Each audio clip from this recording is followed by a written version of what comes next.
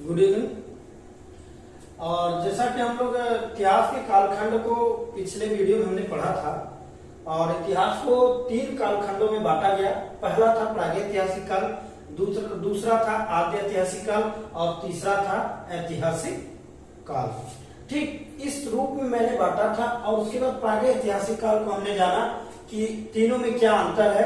तो प्रागैतिहासिक काल किसे कहते हैं? इतिहास का वह कालखंड जिसमें कोई लिखित साक्ष्य प्राप्त नहीं हुआ।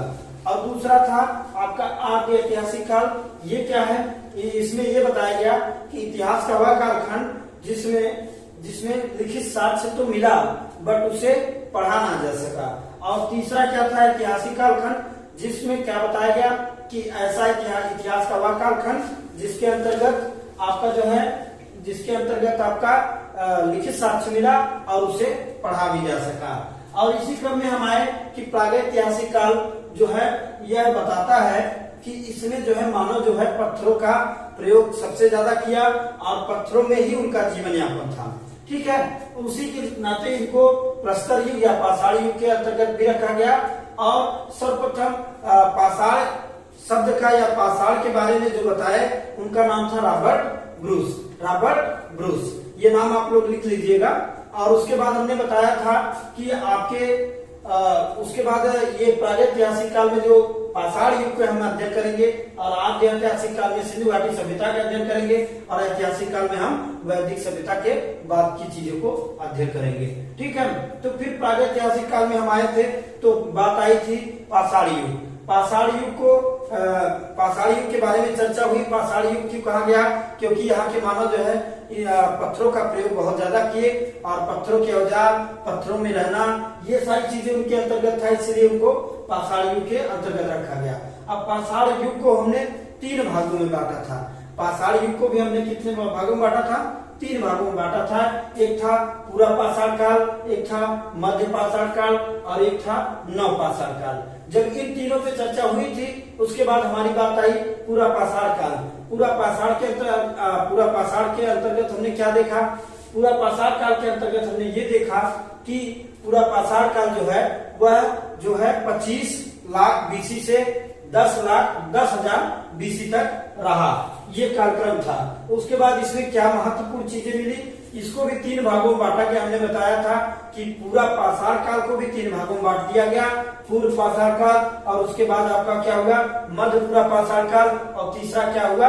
उच्च पूरा पाषाण काल। लेकिन इसमें ज्यादा अंतर नहीं है, केवल औजारों के परिवर्तन में ही अंतर किया गया कि अब औजार जो है पूर्व पाषाण काल में क्या था, उसके बाद क्या हुआ, कैसे कैसे मानव का विकास क्रम बदलता गया, वही चीज उन्हें दर्शाया गया है। ठीक है, तो हमारे एग्जाम के तहत अगर देखा जाए जो चीजें इंपॉर्टेंट है, जो आज के एग्जाम में चीजें पूछी जा रही है, हम उसी पे चर्चा कर रहे हैं। ठीक है, बहुत ही जबरदस्त चीजें चल रही हैं। आप बार बार उसको देख के इन्हीं चीजों पे ज्यादा फोकस करिए। बहुत ब्रॉड चीजों पे पढ़ने से बढ़िया है कि जो इम्पोर्टेंट चीज है बस उसी पे हम फोकस करते हैं। ठीक है, उसी के अंतर्गत हम बताए थे कि ऐसे मानव का लक्षण क्या था। पूरा पाषाण काल के मानव का लक्षण ये था, वो आखेटक के रूप में थे, यानी वो शिकार करना उनका मुख्य व्यवसाय था। उसके बाद हमने बताया खाद्य संग्रह का मतलब हमने बताया था कि वह जो है खाने के लिए ही सारा दिन अपने इधर उधर घूमते रहते थे। खानाबदोश, यही एक शब्द भी था, खानाबदोश, जिसके अंतर्गत ये कहा जाता है कि यह खाने के लिए हमेशा कहीं न कहीं घूमते रहते थे। या यादावर जो आप शब्द जो सुनते हैं, इसका मतलब होता है काल के हमने कहा था कि मानव जो है खानाबदोश यानी खाने के लिए इधर उधर रहता था, तो इसीलिए इस मानव को कहा गया यायावर का मतलब होता है घुमक्कड़ या घूमने फिरने वाला। तो कहीं एक जगह स्थिर नहीं थे क्योंकि उन्हें भोजन की तलाश में हमेशा घूमते रहते थे। ठीक है, और हमने बताया था कि यह मानव जो है इस काल के मानव जो होते हैं वो किस तरीके के औजार यूज करते हैं? क्वार्टजाइट और सल्क सेल आदि जैसे नामक औजारों का प्रयोग करते थे। ठीक, और इनके औजार जो है काफी जो औजार ये प्रयोग करते थे ये काफी बड़े थे और किसी भी बेहतरीन आकार में नहीं थे। और उसके बाद हमने कुछ स्थानों का नाम बताया जो आपको इस काल में चर्चा मिलता है। और उसके बारे में हमने बताया, उस नाम को जरूर याद रखिएगा। पहला था अतिरम पक्कम। अतिरम पक्कम ये कहाँ था? ये तमिलनाडु में है। कहाँ है? तमिलनाडु में। ठीक। उसके बाद हमने कहा था एक हथनोरा जो कि उत्तर प्रदेश में है, यहाँ पर मानव की खोपड़ी सर्वप्रथम मिला। क्या नाम था? हथनोरा। हथनोरा एक ऐसा स्थान था उत्तर प्रदेश का जहां पर मानव की खोपड़ी सर्वप्रथम यहाँ पर मिला। ठीक है, तो ये जो नाम है, इन नामों को जरूर याद रखिए और किस कालक्रम में है ये जरूर याद रखिएगा। ठीक है, बस प्रश्न यही आता है बार बार। और उसके बाद हमने कहा था भीमबेटका। भीमबेटका कहाँ है? जो कि मध्य प्रदेश में है। भीमबेटका कहाँ है? मध्य प्रदेश में है। और यह मध्य प्रदेश में क्यों चर्चा है? क्योंकि यहाँ चित्रकारी का सबसे पहला साक्ष्य मिला। ठीक है, भीमबेटका में चित्रकारी का सबसे पहला साक्ष्य मिला। उसके बाद एक चीज हमने कहा था मिर्जापुर, जो कि उत्तर प्रदेश में, वहां भी बहुत सारी चीजों का जो है विकास मिला। तो ये नामों को याद रखिए। अभी मैं इसको मैपिंग करके आपको बताऊंगा कि कौन सा स्थान कहाँ था। तो पहले हम एक रूपरेखा तैयार कर लेते हैं कि किस काल में कौन सी चीजें मिली। ठीक है, यहाँ तक हमारी बात हो चुकी थी। और आग का जो है प्रयोग, खोज प्रयोग तो नहीं कर पाए मानो, लेकिन आग की खोज यही पूरा पाषाण काल में माना जाता है। ठीक है, ये सारी बात पुरानी मतलब पहले वीडियो में हो चुका है। अब आज के वीडियो में हम देखेंगे दूसरा है मध्य पाषाण काल, दूसरा है मध्य पाषाण काल और एक तीसरा है नव पाषाण काल। तीसरा क्या है? नव पाषाण काल। ठीक है, आज हम इन दोनों के बारे में चर्चा करेंगे और जानेंगे दोनों में क्या अंतर था। और पूरा पाषाण काल से मानव फिर मध्य पाषाण काल में पहुंचा तो उसमें क्या परिवर्तन हुआ, फिर नव पाषाण काल में क्या परिवर्तन हुआ। ठीक है, तो मध्य पाषाण काल का जो कालक्रम माना जाता है, लगभग जो कालक्रम माना जाता है वो नव पाषाण काल और मध्य पाषाण काल में ज्यादा अंतर नहीं है। बस कुछ ही दिनों की बात थी। यहाँ जो है 10,000 BC से 4,000 BC तक माना जाता है। 10,000 BC से 4,000 BC तक माना जाता है। जबकि आप देखेंगे नव पाषाण काल और मध्य पाषाण काल में बहुत ज्यादा डिफरेंट नहीं है।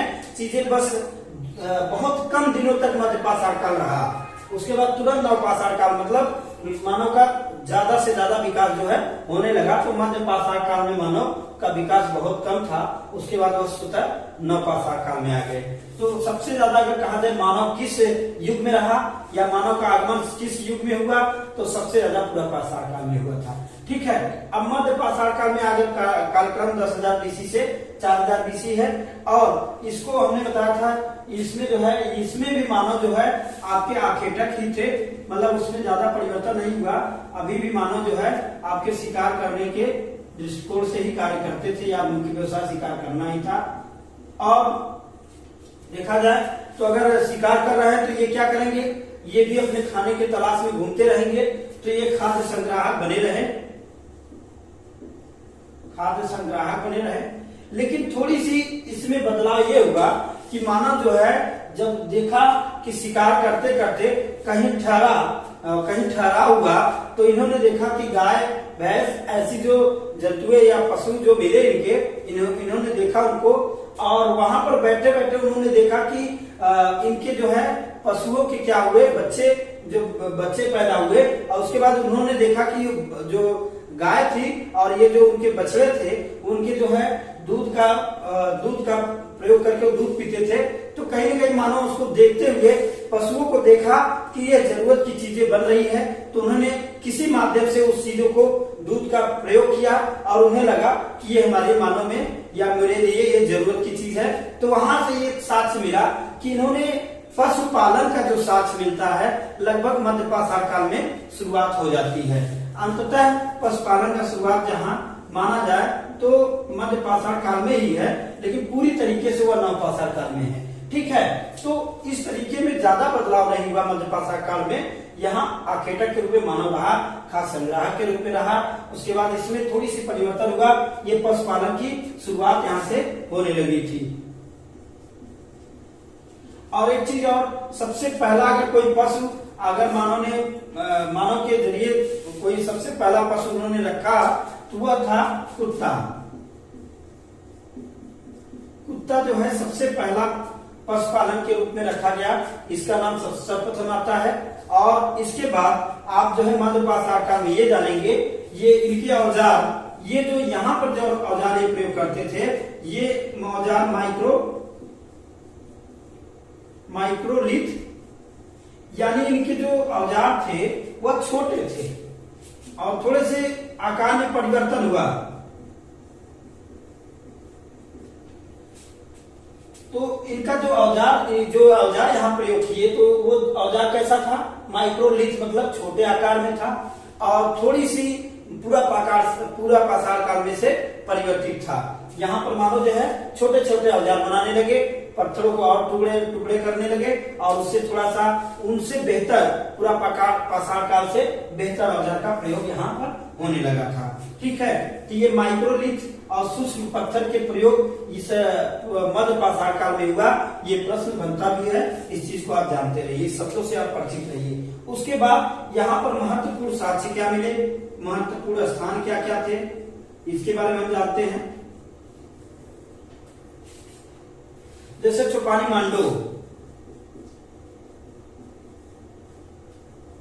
चौपानी मांडो यह जो है उत्तर प्रदेश में, यह स्थान कहाँ था, उत्तर प्रदेश में था। यहाँ पर मृद भांड का जो है साक्ष्य मिलता है। चौपानी मांडो में किस चीज का साक्ष्य मिलता है, मृद भांड। मृद भांड होता क्या है, मृद भांड जो होता है वह मिट्टी के बर्तन को कहा गया कि मृद भांड, यानी यहाँ का मानव जो है धीरे धीरे विकास करते हुए मिट्टी के बर्तन का प्रयोग करने लगा था। ठीक है, मिट्टी के बर्तनों का प्रयोग करने लगा था। तो ये कहाँ मिला, उत्तर प्रदेश के चौपानी मांडो में मिला। उत्तर प्रदेश के चौपानी मांडो में मिला, क्या मिला, मृद भांड, बर्तन, मिट्टी के बर्तन। ठीक है, उसके बाद आपका जो है एक साक्ष्य और बागाओ और आदमगढ़, बागाओ और आदमगढ़। बागाओ जो था वो राजस्थान में है, बागाओ जो है वो राजस्थान में है और आदमगढ़ जो है वो मध्य प्रदेश में है। कहाँ है, मध्य प्रदेश में। इन दोनों जगह क्या मिला, इन दोनों जगह सबसे पहले आपका पशुपालन का जो साक्ष्य मिलता है इन्हीं दो जगह मिलता है। पशुपालन का साक्ष्य कहाँ मिलता है, पशुपालन का साक्ष्य जो है आपका आदमगढ़ जो कि मध्य प्रदेश में है और बागाड़ जिला जो है राजस्थान में है। ठीक है, ये दोनों जो महत्वपूर्ण हम जगह का नाम बता रहे हैं इसको जरूर याद रखिए, किस कालखंड में है इस चीज को जरूर दिमाग में रखिए। चौपानी मांडो जो है उत्तर प्रदेश में है, यह यहाँ पर क्या मिला, मृद भांड के साक्ष्य मिले जो कि किस कालक्रम में मिला, मध्य पाषाण काल में मिला। फिर उसके बाद हमने कहा पशुपालन का साक्ष्य मिला, यह कहाँ मिला, बागौर के राजस्थान के बागौर जिले में और मध्य प्रदेश के आदमगढ़ जिले में पशुपालन का सबसे प्रथम साक्ष्य मिलता है। ठीक है, अब मानो जो है यहाँ ज्यादा दिन तक टिका नहीं और ज्यादा दिन तक यहाँ जो है इस कालक्रम में चीजें बनी नहीं, तो धीरे धीरे विकास करते हुए वह नव पाषाण काल में पहुंच गया। तो मध्य पाषाण काल के अंतर्गत आपने ये देखा कि मानव जो है उसमें बहुत ज्यादा परिवर्तन नहीं हुआ, लेकिन आखेटक से वो पशुपालन की तरफ आया, खाद्य संग्रहण से वह धीरे धीरे स्थिर होने लगा और यहाँ पे जो औजार इन्होंने प्रयोग किया वो छोटे आकार में औजार प्रयोग किए। और यहाँ पर एक और बहुत अच्छा चीज हुआ कि आग का प्रयोग करना सीख गए।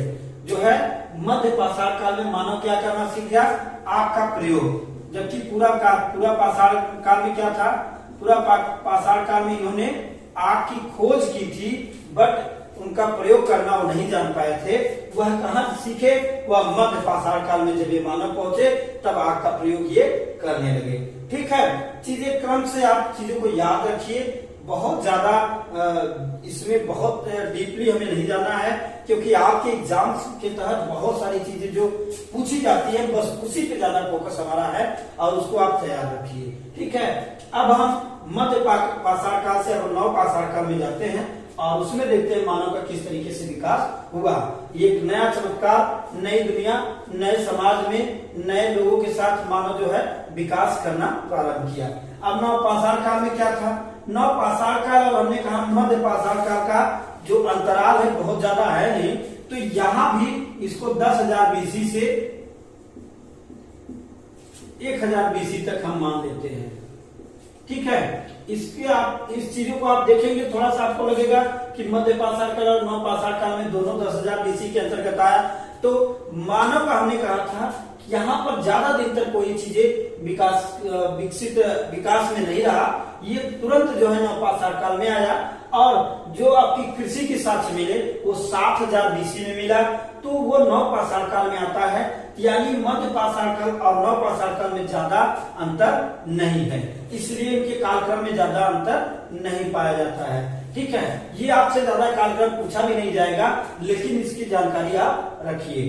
ठीक है, अब देखिए नवपाषाण काल में क्या हुआ।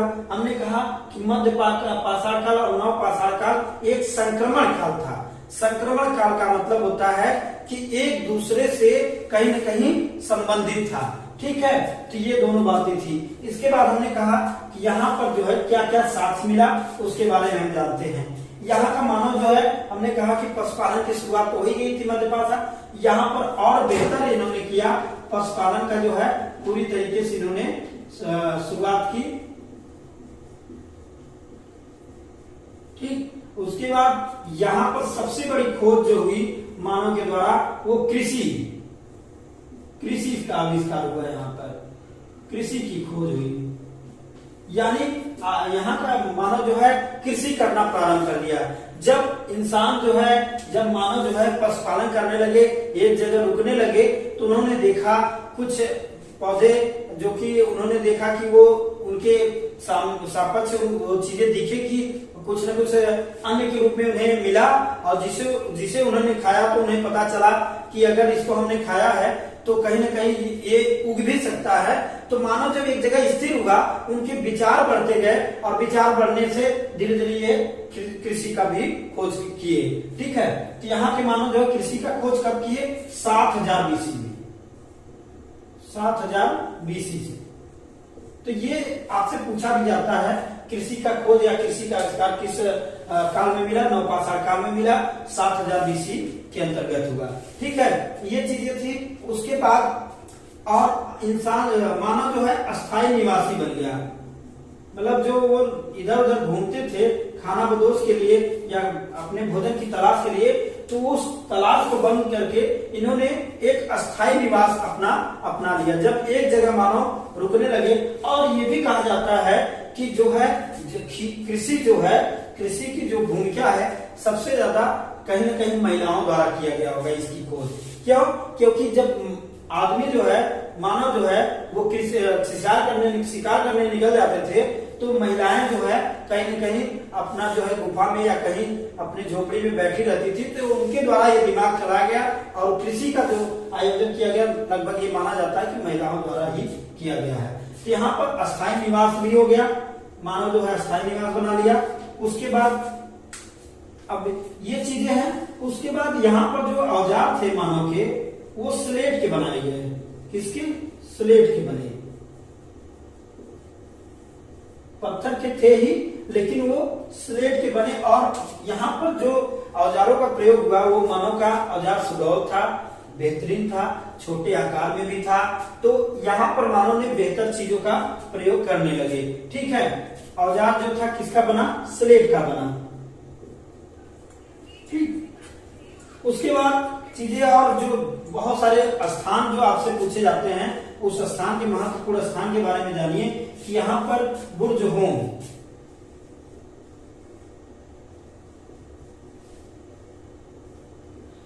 बुर्ज होम जो है कहाँ है? कश्मीर में है। कहाँ है? कश्मीर में है।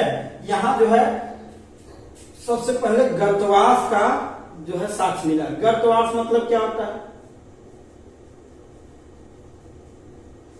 गर्तवास का साक्ष्य मिला। गर्तवास का मतलब होता है गड्ढे में निवास करना। क्या है? गड्ढे में निवास करना। यहाँ का मानव जो है सबसे पहले बुर्ज होम या कश्मीर में जो बुर्ज होम कहाँ है? कश्मीर में है, यह यहाँ पर क्या मिला, गर्तवास का साक्ष्य मिला। गर्तवास का मतलब आदमी जो है अपना घर जो है गड्ढे में बनाया था, ठीक है। तो उनका वास कहाँ था, गड्ढे में था, इसलिए ये साक्ष्य बड़ा महत्वपूर्ण है। पूछा भी जाता है कि गर्तवास कहाँ पर, गर्तवास की साक्ष्य कहाँ पर मिला, तो कश्मीर में कहाँ पर, बुर्जहोम में मिला। और किस कालखंड में मिला, नवपाषाण काल में मिला, ठीक है। उसके बाद ऐसे ही महत्वपूर्ण कुछ है, और यहाँ पर ही, यहाँ पर जो मानव था, मानव जो यहाँ पर कब्र की भी साक्ष्य मिलता है, यहीं पर बुर्जहोम में कब्र की भी साक्ष्य मिलती है, जिसमें यह बताया जाता है कि माली के साथ कुत्ते का शव मिला। मालिक के साथ जो है कुत्ते का शव मिला, अर्थात बताया जाता है कब्र में जो है मालिक के साथ कहीं न कहीं कुत्तों को भी लिटा के उस समय उनको जलाने का जो प्रक्रिया था उस समय था। तो मालिक के साथ कुत्ते का भी साथ मिला कि कहाँ मिला, बुर्जहोम यानी कश्मीर में। तो कश्मीर में दो बातें आई, एक गर्तवास, एक कब्र की साथ, जो कि आपको हमने बताया, और नवपाषाण काल में ये चीजें मिली, ठीक है। कुछ और स्थान है, जैसे आपका गुम्फा कराल, ये कहाँ है, ये भी कश्मीर में है। गुम्फा कराल कहाँ है, कश्मीर में है। तो ये सब आप नाम से परिचित रहिए, और सारी चीजें मैं बताऊंगा। यहाँ पर जो है बहुत सारे गेहूं के अन्न मिले, और बहुत सारी चीजों का खेती करने का जो साक्ष्य मिला यहाँ पे भी मिला। तो और हड्डी मिली, जो कि हड्डी आपको मानव की हड्डियां मिली, तो बहुत सारी चीजें साक्ष्य मिली। तो ये सब हम आपको मैप में बता देंगे, पहले आप नाम से परिचित हो जाइए कि नवपाषाण काल में क्या था, गुम्फा कराल, जो कि कश्मीर में था, कश्मीर में पाया गया। और उसके बाद देखिए, उसके बाद इसी क्रम में चिराग एक स्थान है जो कि कहाँ पर है, बिहार में है। चिराग एक स्थान है जो कि बिहार में है। यह कहाँ, इसमें क्या मिला, यहाँ भी बहुत सारी चीजों का अध्ययन मिलता है, हड्डियों की अध्ययन मिलता है, गेहूं की जो कलियां खिलती है, जो कली निकलती है, उसका भी साक्ष्य मिला। तो ये सारे नाम आप परिचित हो जाइए, क्योंकि ये नाम ही पूछे जाते हैं। चिराग जैसे स्थान का जिक्र किस काल में मिलता है, नवपाषाण काल में, और कहाँ पर है, बिहार में। गुम्फा कराल जो है आपका किस काल में इसका साक्ष्य मिलता है, यह नवपाषाण काल में मिलता है। यह कहाँ पर है, कश्मीर में है, ठीक है। ऐसी चीजों से हम परिचित हो जाएं। उसके बाद जैसे आपने कहा कि सबसे पहले चावल का साक्ष्य कहाँ मिला, तो नवपाषाण काल में ही मिला। ये मिला कहाँ, कोल्डी हवा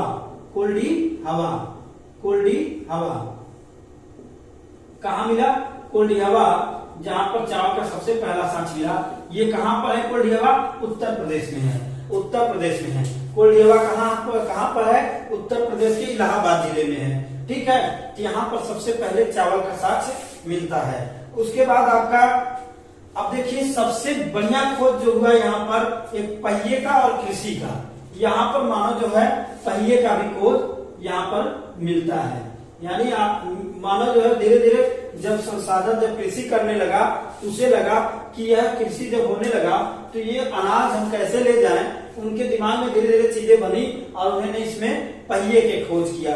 पहिया किसका बनाया, पहिया इन्होंने मिट्टी का पहले बनाया, धीरे धीरे उसका विकास इन्होंने किया। तो यहाँ पर एक सबसे ज्यादा बढ़िया खोज मिलता है तो पहिए का मिलता है, और उसके बाद आपका कृषि का मिलता है, और यहाँ पर मानव जो है अस्थायी निवासी बन गया, और यहाँ पे मानव पशुपालन का पूरी तरीके से पशुपालन करने लगा। और जो है आपका यहाँ औजार जो है स्लेट के बने थे और सुडौल थे। उसके बाद आपका जो है गर्तवास का साक्ष्य मिला नवपाषाण काल में, जो कि कश्मीर में है। कश्मीर में कहाँ, बुर्जहोम में है। उसके बाद यहीं पर एक साक्ष्य और मिला, कब्र की साक्ष्य मिलती है, जिसमें मालिक के साथ कुत्ते को भी दफनाया गया, ठीक है। तो ये सारी चीजें मिली। और गुप्त करार इस समय किस राज्य में, कश्मीर में, और उस समय जो है नवपाषाण काल में इसका साक्ष्य मिलता है। और एक और महत्वपूर्ण स्थान था जो चिराग था, वो भी कहाँ है, बिहार में, जहाँ पर हड्डियों की और गेहूं की जो कलियां है, जो गेहूं की बाली है, उसका साक्ष्य यहाँ पर मिलता है, ठीक है। ये सारी चीजें थी जो आपको पढ़ना था। एक अगर मैं देखूं तो लूसेंट में आपको सारी चीजें मिलेगी, लेकिन बहुत छोटी मात्रा में मिलेगी। लेकिन जितना जरूरी है मैंने उतनी चीजें आपके सामने रख दिया है। अगर यहाँ भी कोई चीज आपको लगता है कि और बेहतर हो सकता है तो आप कमेंट के माध्यम से जरूर बताइए। और हमारे समझ से पाषाण काल का जो युग था वो पूरा पाषाण काल, मध्य पाषाण काल, नव पाषाण काल। और आप इसको अब एक बार अपने रफ कॉपी पे केवल बिना कॉपी किताब का मतलब पुरानी चीजों को बिना देखते हुए एक बार सभी में अंतर स्पष्ट करिए। और उसमें महत्वपूर्ण स्थान क्या था, मध्य पाषाण काल में क्या स्थान था, नव पाषाण में कौन कौन से स्थान थे, ये सब जरूर लिखिए। और यही सारी चीजें पूछी जाती हैं। तो नेक्स्ट वीडियो में हम क्या करेंगे, आपको मैप बना के सारी चीजें बता दूंगा और कहाँ कौन से स्थान है और कहाँ पर कौन से चीजें मिली। तो ठीक है, आज के लिए इतना बहुत था। अगर आपको कहीं भी समस्या होती है तो इसके बारे में आप जरूर बताएं और वीडियो को बड़े अच्छे से देखते जाइए, नोट्स बनाते जाइए। कहीं भी समस्या होती है तो उसे जरूर कमेंट करिए। तो मेरा प्रयास जो है, अगर वो आपको अच्छा लगता है तो उसके बारे में जरूर बताइए। और इसी के साथ मैं आज का जो वीडियो था उसको मैंने अब नेक्स्ट वीडियो में मैं आपको मैपिंग के द्वारा सारी चीजें बताऊंगा। धन्यवाद।